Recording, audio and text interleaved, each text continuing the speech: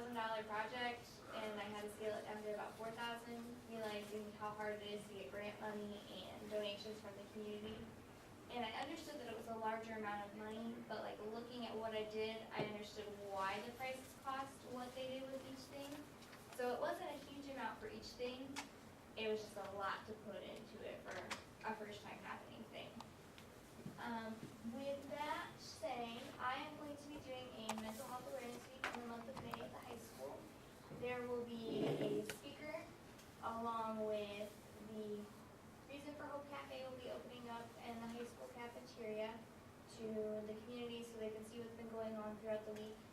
And there's going to be a teacher ribbon day, like there's going to be little awareness ribbons I'm asking the teachers to wear that each one's for a different mental health issue, and they're going to get like a little sheet of paper saying, explaining more in depth about what that issue is in case they aren't familiar with it.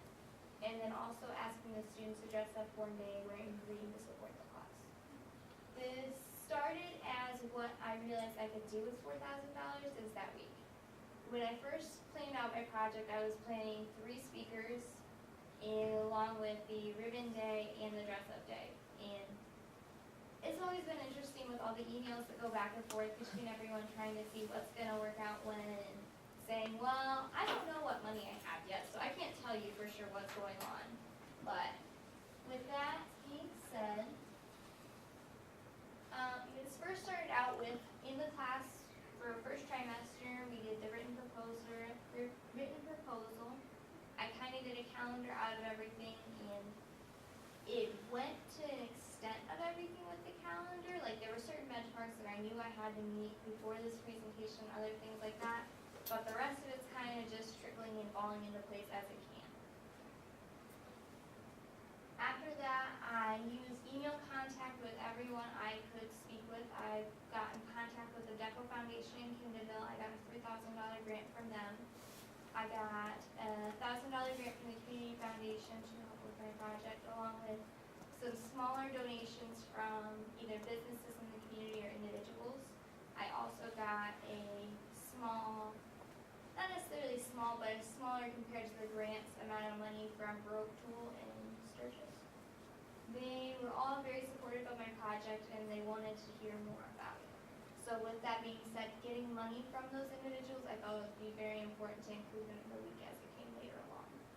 Each of those has been done through mail, making a mail merge of letters, to emails, to phone calls, and I've met with all of them individually. Like with the grant I did with the DECO Foundation, Ashley Guthrie, I think that's how you pronounce it, came actually to the high school and spoke with Mrs. Merkel and myself to talk more about my project, making sure that I understood everything financially with it because they wanted to make sure breaking down that I'm not spending huge amounts for what I'm doing.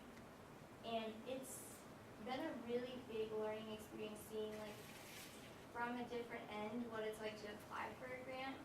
I've done grant reviews with my Life Youth plot I'm a part of and being a part of the DECO Foundation's grant review committee, but filling it out and trying to figure out how you can get the money you need, crazy process.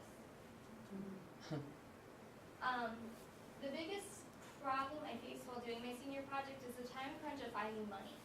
Finding $12,000 is impossible in such a small community when it's something totally new ran by a high schooler. Because they're seeing that I knew I was dreaming big with the whole project, but I didn't want to limit myself as to what I was doing also. I wanted to make sure that every idea I had was out there, try to fit it into a week, and then see what I can do once I have all my money secured.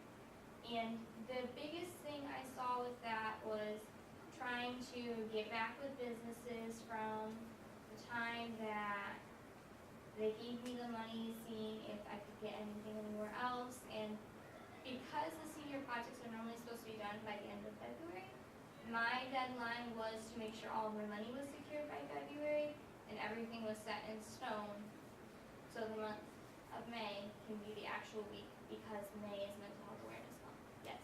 Allie, when you originally planned it to be $12,000, what was the big expense item? What was going to usurp the vast majority of your money? Well, the $12,000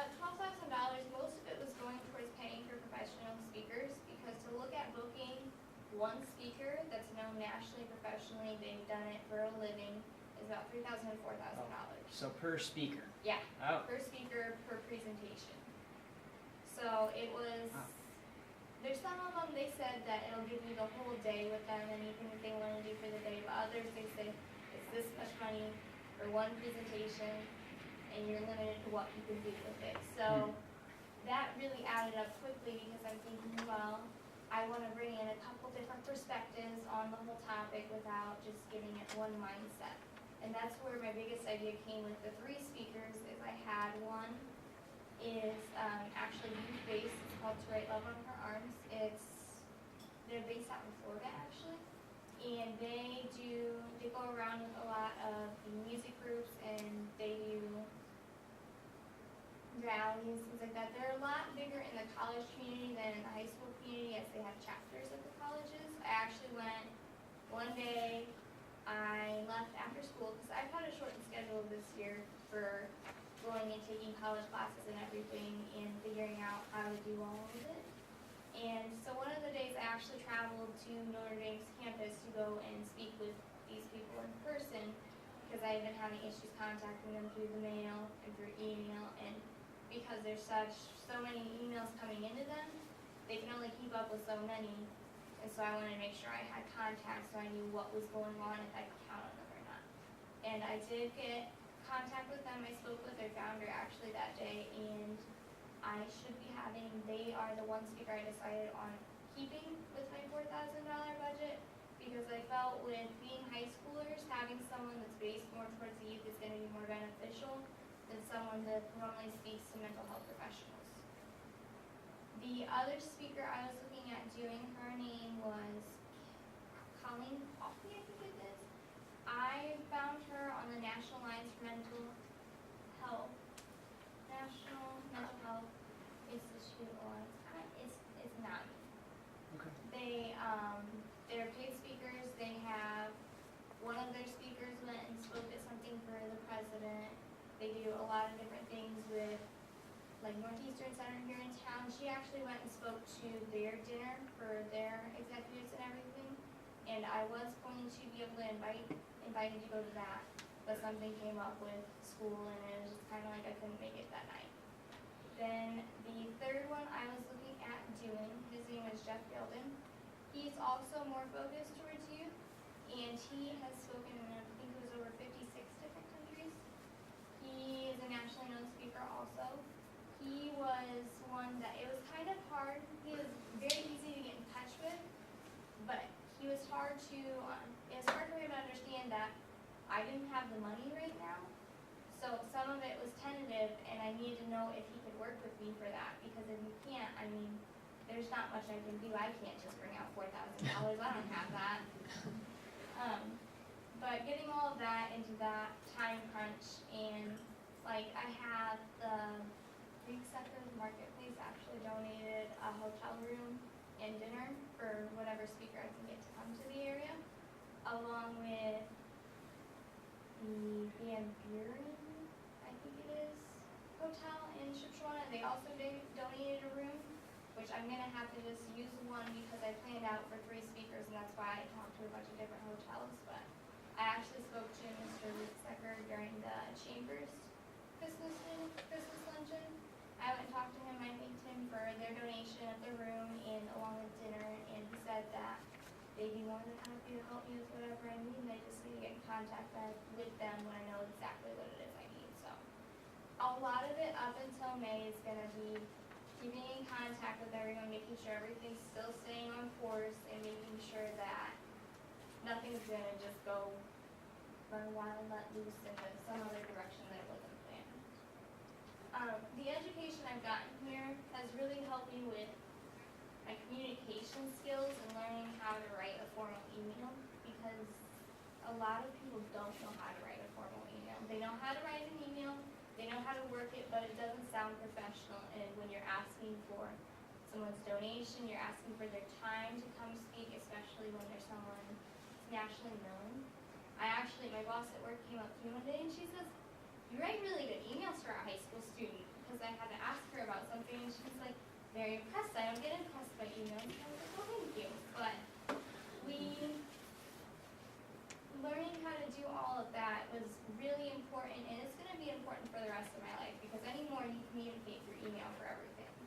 it's hard to get a hold of people on the phone because they can respond to an email whenever they have time.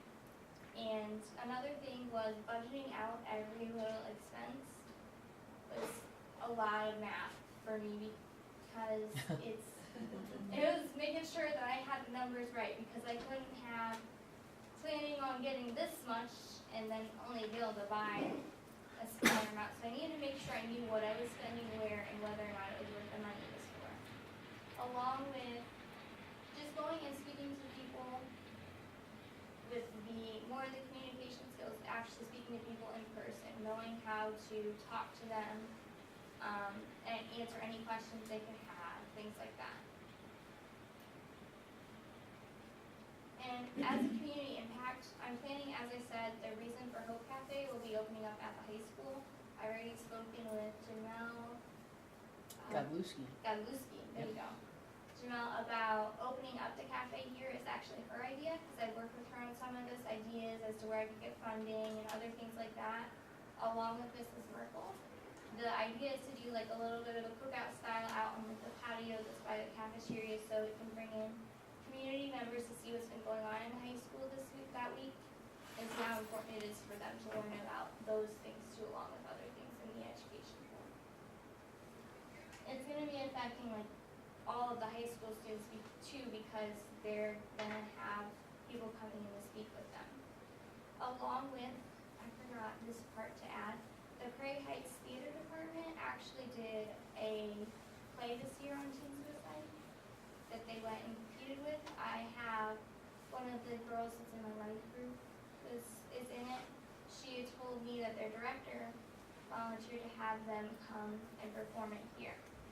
I need to make sure I look through the play again and make sure it's something you can put on in front of the whole school, but it's about a poem called Richard Cory. I actually have it on my website that I'm going to be showing you guys. And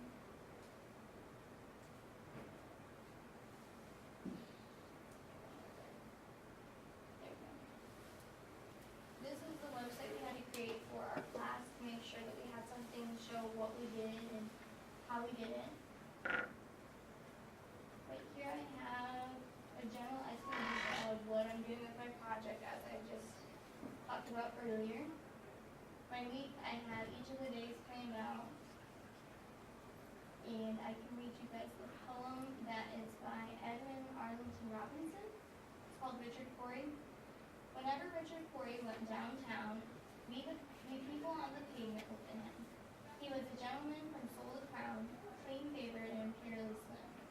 And he was always quietly arrayed, and he was always human when he talked. But he fluttered pulses when he said, "Good morning," and he glittered when he walked.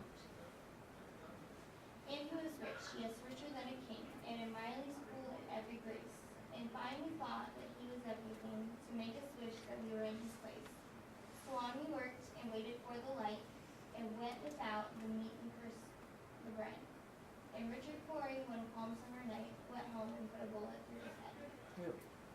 So, I mean, it talks about how not everything's exactly how it appears in the world.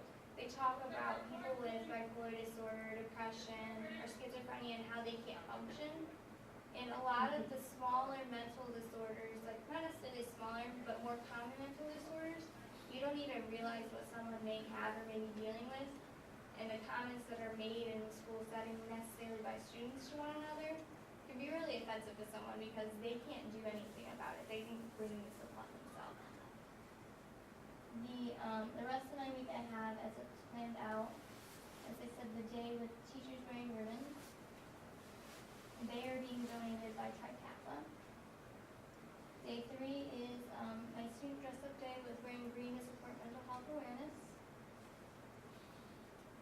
Day 4, I needed a day in between to kind of just let things settle down for the school because I didn't want to take over the total week, not giving any other attention to anything else, but just giving the students a time to reflect in their edge class, talk with their edge teacher about what they've learned throughout the week, give them a little bit of a discussion question, but let it be a little bit more of a free way of going. And as I said, with the Reason for Hope Cafe on day 5, along with our speaker on day 5. here I've got a page about myself for it and all of the support I received. Gold's Bakery will be donating donuts for I'm doing it by edge class. The edge class with the most students that participate in the dress that they wear in green, they have donuts that will be coming in from Gold's. It's not here in Green, it's the Waterstead, that's what it is. I can't remember the name off the top of my head.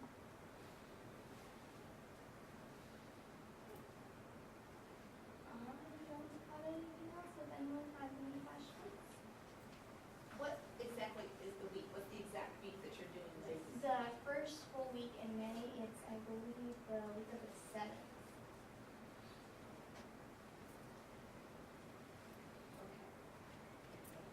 Allie, what would you say the most difficult part of this entire process was for you? I think you've touched on it a little bit, but you know, if you had to reflect on that, what would that be? Honestly, looking at how big of a project I wanted to conquer for my senior year with everything else going on was probably the hardest part. But besides that, with figuring out the whole financial situation, because for a while it was like, okay, what am I gonna do? I've only got $4,000, and I was looking at a $12,000 budget. It doesn't seem like I can do anything with it, but it's looking at what you can do to fill in the gaps. Yes. What are your hopes for the students at the end of all of this? What is Just to raise more of an awareness in their eyes to see what others deal with, what mental health really means, how important it really is. Because even if you don't have an illness, your own mental state and making sure that your own mental health is very important. what if you have a few students that through learning about this, it might they register an AHA with them? Are you going to give any type of outreach or support, even like with the Northeastern Center, like contacts locally if something resonates with a student? I've spoken with a counselor that has her own business, and I've talked to Northeastern Center, and my plans are to make sure that there's material in the guidance office throughout the week, saying like, this stuff is here, if you guys want it, you can get it. I'm not gonna force this material upon you though. Right. Allie, you listed lots of things that you've learned through this project. What would you say has been the biggest thing that's going to help you be successful as you leave us and go on to college or career? Paying attention to my email. It's easy to get behind on. Oh, it is. And then you look the next day, oh, I didn't reply to this when I opened it, but yeah, I know. Very usable. Very, so. yeah. It's budgeting your time wise, yes. How many different money donors ended up combining to make this $4,000? I know you had that one list there. Yeah, I've got this. I had actual money from, I believe, Northeastern Center, Linda Trowbridge personally donated, United Fund of LaGrange County, Farmers State Bank, Rotary, DECO Foundation, the LaGrange County Community Foundation, and Anna F. Mew in Brochwell. The rest were in-kind donations.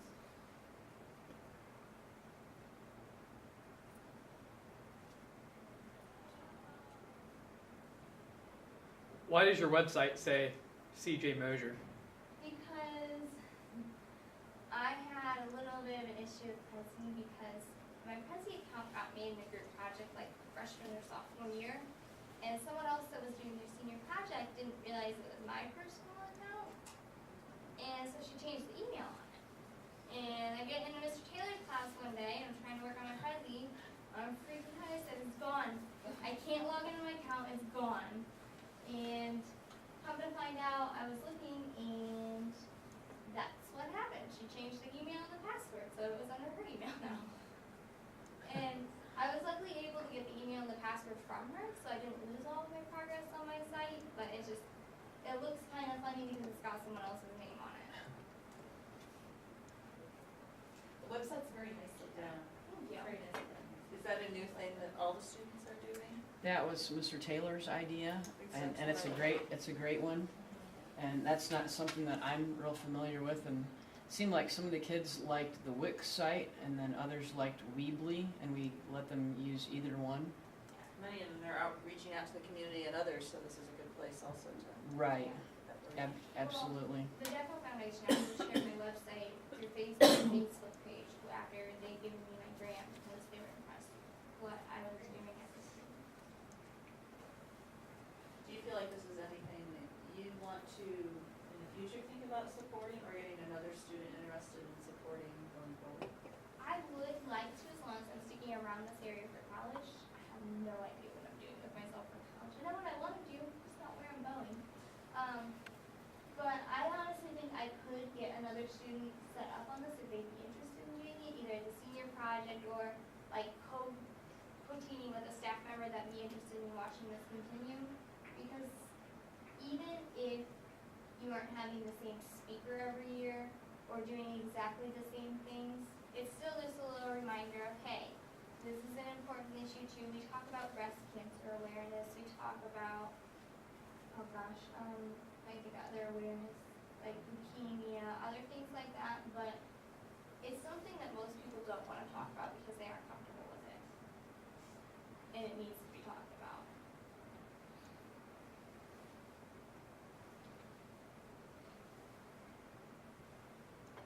Well, one of the big trials that's about to happen is the gentleman that shot who is in fact the character behind American Sniper, and that was an example of another person trying to help a fellow vet, and then he just snapped and it backfired, and that trial's about to commence. So, what do you want to major in, Allie? I want to major in psychology and criminal justice. I want to do a double major. This is definitely something that you will encounter Oh yeah, it's many been, times in your future career. mental health has been near and dear to my heart. I had a brother that passed away when he was 24. He had schizophrenia and bipolar disorder. And that, he had it kick in around his senior year, around prom time. So being in third grade and watching that and not understanding it all, I feel like it's really something that I understand as a third grader. You can't go into depth with it and then understand it. But come the middle school, high school age, they talk about it a little bit. You hear the jokes being held past by other people because they don't understand it and it's not something they're comfortable with. So it's something that needs to be discussed in a better manner.